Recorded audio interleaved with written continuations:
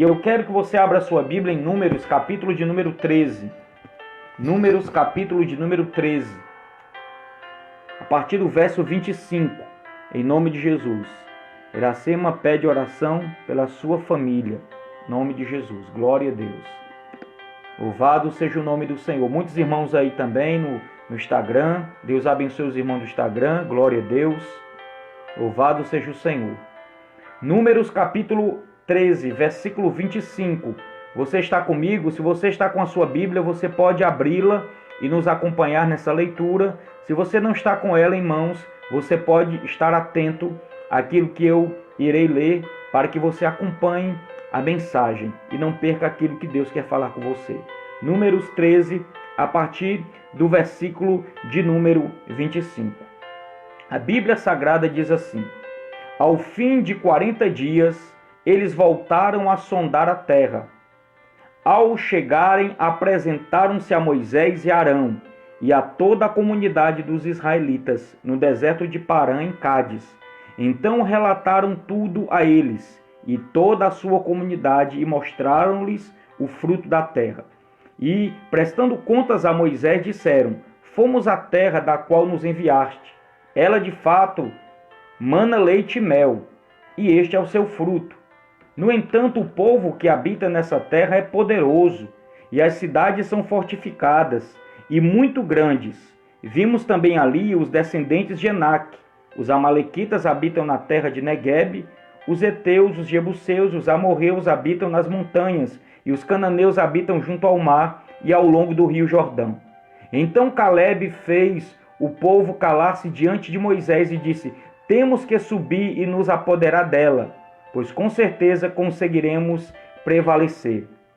Mas os homens que haviam subido com ele disseram: não conseguiremos subir contra aquele povo, porque é muito forte do que nós. Então depreciaram diante dos israelitas a terra que haviam sondado. Em outras traduções diz: então eles infamaram a terra. A terra por onde passamos, disseram eles, para conhecê-la, é uma terra que devora os seus habitantes, e todos os que vimos nela são homens de grande estatura. Também vimos ali os nefilins, e éramos como gafanhotos aos nossos próprios olhos e também aos olhos dele. Capítulo 14, versículo 1 diz assim: então toda a comunidade levantou a voz e gritou, e o povo chorou naquela noite. Amém. O tema da mensagem, da palavra de Deus, que eu quero ministrar hoje à noite, nesta madrugada, é: qual a sua visão diante das dificuldades da vida? Qual a sua visão diante das dificuldades da vida? Todos nós, queridos, lemos a história do povo hebreu, da sua luta para conquistar a terra prometida, o sonho que Deus havia colocado em seus corações. E quando nós lemos esse texto de Números capítulo 13, nós vamos observar que Moisés, juntamente com todo aquele povo, eles estavam prestes a entrar na terra que Deus havia prometido. No entanto, haviam ainda muitos desafios para que eles pudessem enfrentar. Haviam ali gigantes naquela terra, haviam cidades fortificadas. E aí no capítulo de número 13 de Números, Moisés manda para aquela terra 12 espias, um de cada tribo de Israel, para que eles pudessem vasculhar aquela terra, olhar aquele território, para saber se realmente aquela terra era uma terra boa, se era uma terra produtiva, se aquela terra tinha perigos e quais seriam esses perigos. E esses 12 homens, eles se esforçaram muito. Eles fizeram o trabalho de maneira eficaz. Eles passaram 40 dias examinando, checando aquela terra. E quando eles retornaram, eles trouxeram notícias a toda a congregação dos filhos ali de Israel. E eles chegaram até a mostrar os frutos, dizendo para eles: olhem os frutos que essa terra produz. São frutos maravilhosos, a terra é produtiva. sinalizando então para aquele povo a fertilidade da terra, confirmando que aquela terra era uma terra boa, era um ótimo lugar para que eles viessem a habitar.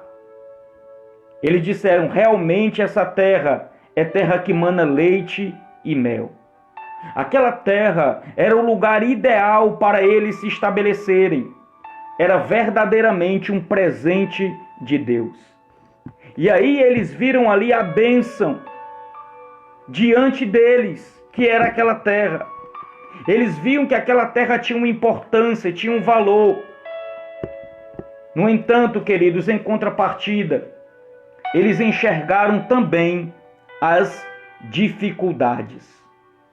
Eles viram todo o bem que aquela terra os daria, mas eles viram, sabe o que? Os gigantes, as cidades fortificadas, as barreiras que eles enfrentariam.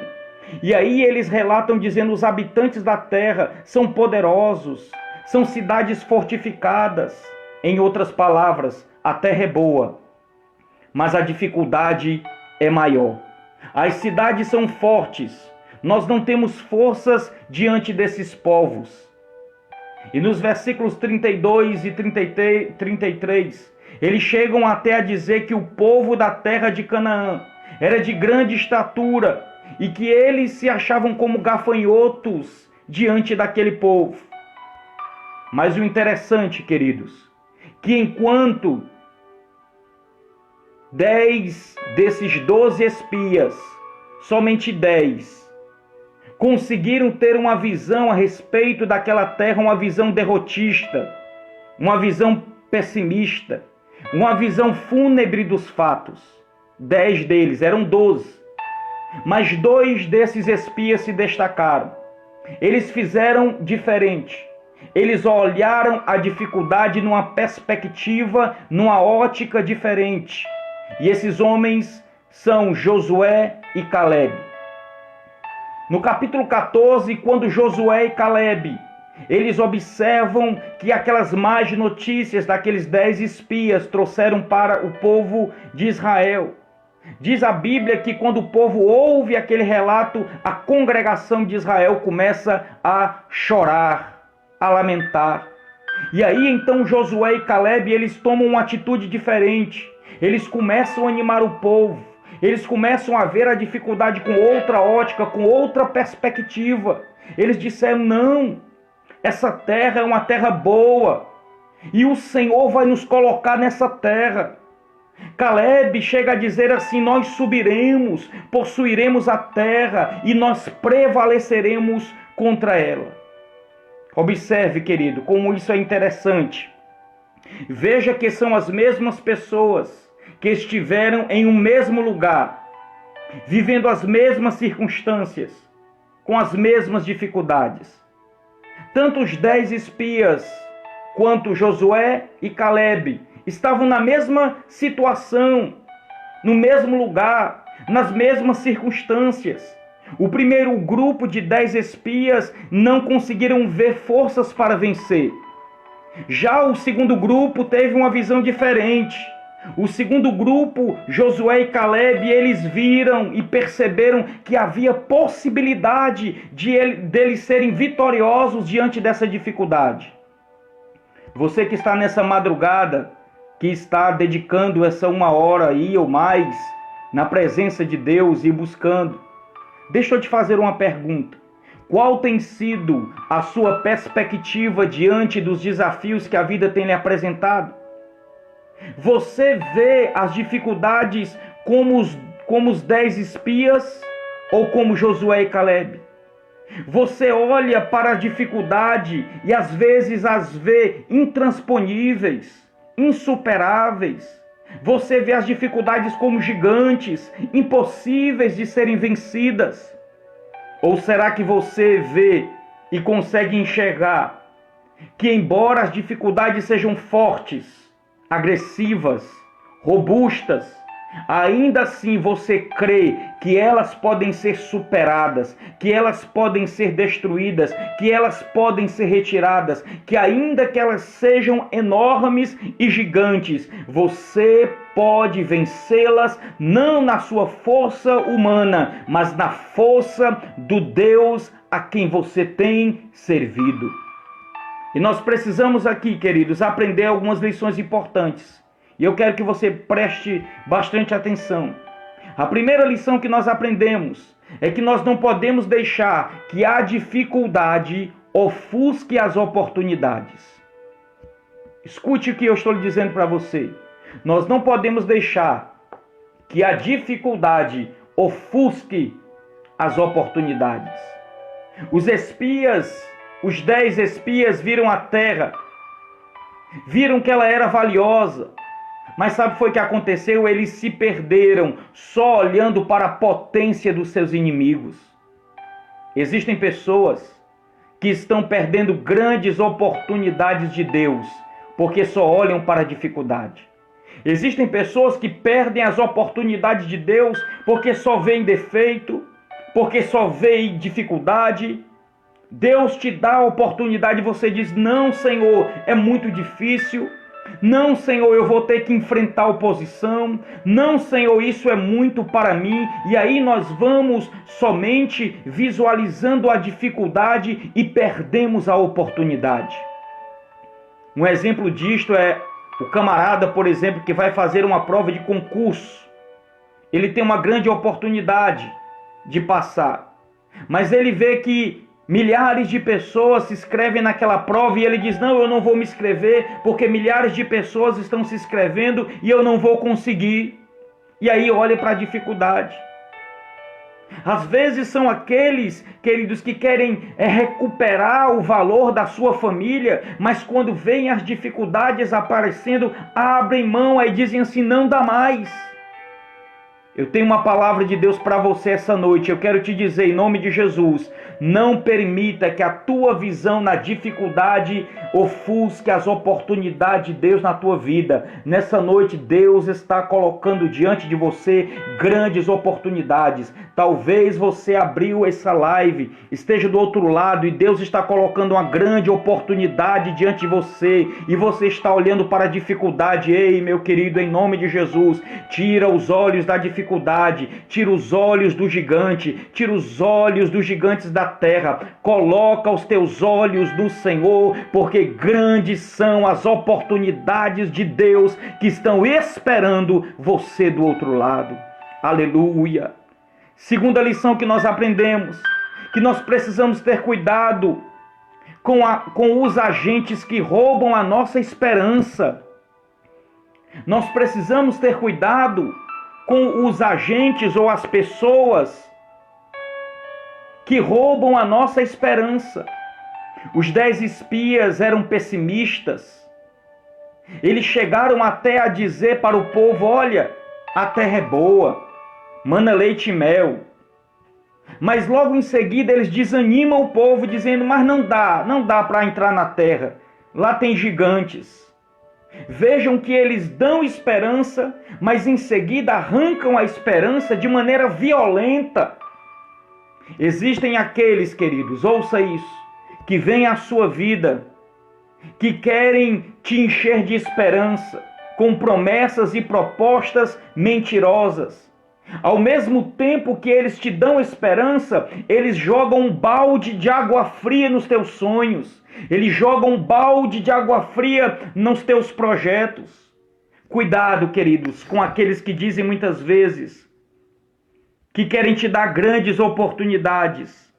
Que dizem assim: não, olha aí as oportunidades de Deus, mas ao mesmo tempo está dizendo para você: mas você não vai conseguir. Eles dizem assim: olha, Deus tem grandes bênçãos para você.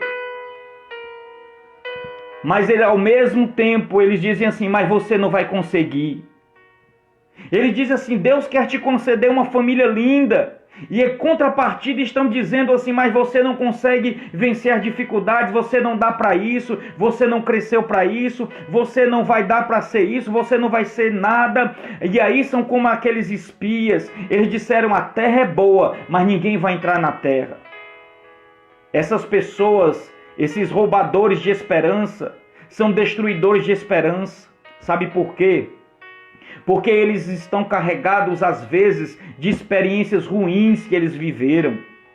São pessoas que vivem experiências traumáticas em suas vidas e querem passar para nós. Eles querem transmitir para nós, replicar em nossa vida aquilo que eles viveram. Muitos viveram no passado um casamento infeliz e querem dizer que o seu vai ser também. Muitos não conseguiram construir uma família feliz e querem dizer que a sua família não vai ser feliz também. Muitos estão vivendo uma falência espiritual e querem dizer que você não vai avançar espiritualmente. Essas pessoas são roubadores de esperança. Cuidado com eles. Sabe por quê, queridos? Ouça isso. Isso contamina. Murmuração, pessoa que só fala coisa ruim perto da gente, maledicência, isso infecta a nossa mente. Tem muita gente que está infectada por aqueles que só falam coisa ruim, só tem palavra ruim, só tem palavra de morte, só tem notícia ruim. Aqueles espias começaram falando bem da terra, mas depois trouxeram desânimo. Diz a Bíblia que eles infamaram a terra. Interessante isso, querido. Infamar a terra. Infamar significa falar mal, maldizer. Tem gente que começa te elogiando e depois estão infamando seus sonhos e seus projetos. Estão difamando o seu negócio. Estão difamando o seu lar. Estão difamando o seu casamento, difamando o seu ministério. E aqui, queridos, ouça bem, me entenda. Eu não estou falando aqui de uma espécie de quebrante no linguajar do cearense, ou uma espécie de mal olhado, não é isso que eu quero dizer. Eu quero falar sobre pessoas que com os seus gestos, com as suas palavras, com as suas atitudes, querem te desanimar, querem te rebaixar, falando só coisa ruim para a tua vida. Diz a Bíblia que quando esses espias contaram as notícias ruins, houve alguns acontecimentos. Primeiro, o povo se entristeceu, houve choro. Tem pessoas que vão até você, cuidado com as pessoas que te aconselham, que dirigem, que querem te dirigir os seus passos, porque muitas vezes tem gerado choro, sofrimento, trauma na sua vida. A má notícia também gerou murmuração e revolta. O povo queria se revoltar contra Moisés e Arão. A má notícia fez com que houvesse uma crise na liderança. A má notícia fez com que Moisés e Arão se prostrassem. Meus queridos, nós precisamos, em nome de Jesus, romper com todos esses ladrões de esperança. Nos livrar dessas más notícias. Tem gente que virou, nesse momento, campeão de má notícia. Só conta coisa ruim. Só traz notícia que empobrece a sua alma.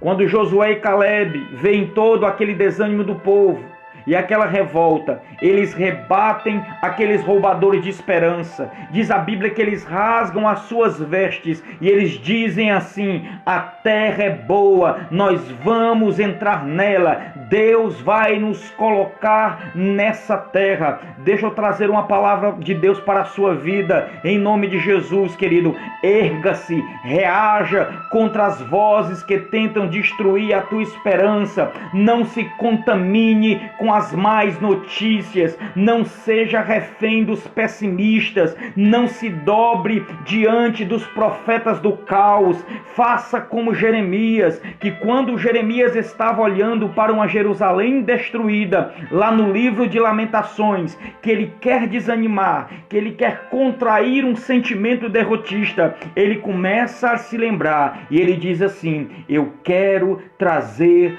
à memória aquilo que me dá esperança. Que nessa madrugada você alimente aquilo que te dá esperança. que nessa madrugada você alimente pensamentos de vitória. Não dê ouvidos aos profetas do caos, aos pessimistas, aqueles que querem ver a tua derrota. Supere essas más notícias e avance como Josué e Caleb, dizendo o seguinte: o Senhor será conosco e nós seremos levados até o projeto de Deus para a nossa vida.